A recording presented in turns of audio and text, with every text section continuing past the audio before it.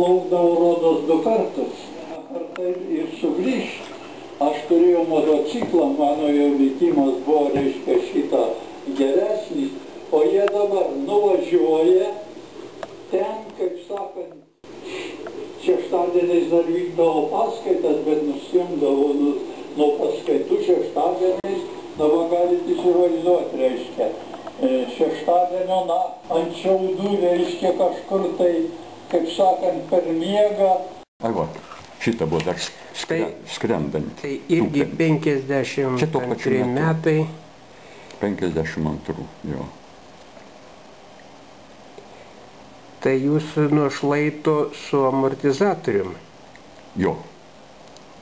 O jeigu būdavo stipresnis vėjas, kaip... Vis tiek su amortizatoriumi šaudavo. Ant šlaito ten gana status šlaitas šitas buvo, pririštas su uodegos kaip karvė.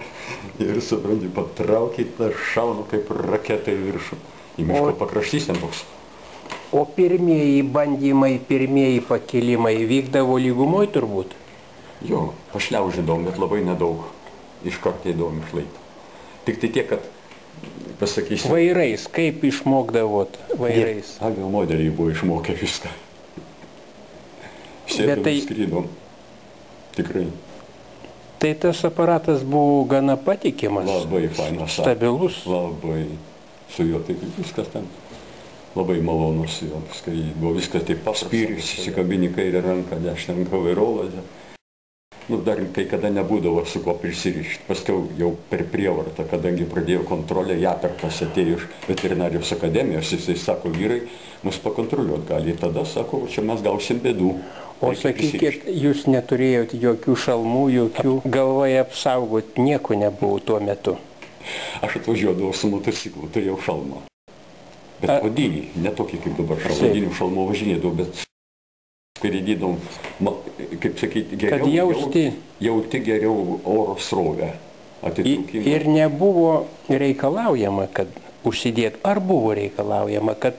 Nu, mūsų vadas buvo Balčiūnas, suprantat, jisai pasakydavo, vyrai, saugokitės, būkit protingi, nedarykit kokių tai šposų, va, nuo kada iššaudavo, kaip suprantat, iš šito, kaip iš ragatkės į viršų, tai tada pirmiausia, tai žinoma, būdavo susigraibyti, kad pereiti į sklendimą. Už tai, kad tas miško kampas gana toks klastingas būdavo, aš noriu pasakyti, gana aukštas pušynas. O tai kodėl prie to kampo kur ta sodyba, taip? O toliau? Sodyba ant šlaito gerokai link jūros, nu, reiškia į vakarus. O tas miškas čia tiesiog kampą turėjo ir gana aukštas. Ir mes, kaip čia pasakyti, miškas kampas visiškai netoli jos. Ten turėjom tą užlipimą, užsitraukimą, užsitemdavom tas sklandytuvą, ir ten amortizatorių užkabindavom. Ir kuolą uodegą prižiūrėdavom. Bet jūs ribodavo turbūt vėjo kryptis? Taip. Labai dažnai būdavo, vėjas labai dažnai būdavo vakarų. Nu, Nemunas. O Nemunas yra tiesiai vakarus, ties tą vietą. O tai reiškia, mums svarbu buvo iš to šlaito vėjo sūkurio iškart išeiti ir paimti šitaip tiesiai, krypti prieš vėją. Reiškia, link jūros kalbėkim, nu, pagal Nemuną. Ir ten skridom, man atsitikimas buvo, nežinau, kurį tą startą, tai nepamiršiu niekad gyvenimą.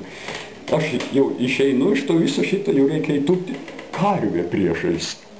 Aš tą karvę peršokau, tada žiūriu, kad krūmų didžiulis, toks, kaip sakyti, didžiulis, ten toksai griuvys, ten daugiau tokių upeliukų nutegučių apžėlę. Nuotraukėlė, prašom. Ne, čia dabar aš pažiūrėjau, kitos dar yra. O, bet su šalmais tai niekur nėra. Va čia Balčiūnas, va čia Sriubas, čia Simkevičius jau miręs, čia aš pats su Sriubu nuvažiavęs su motociklu. Tai labai gerai. Šitą nuotrauką Sriubas man atsiuntė, bet dar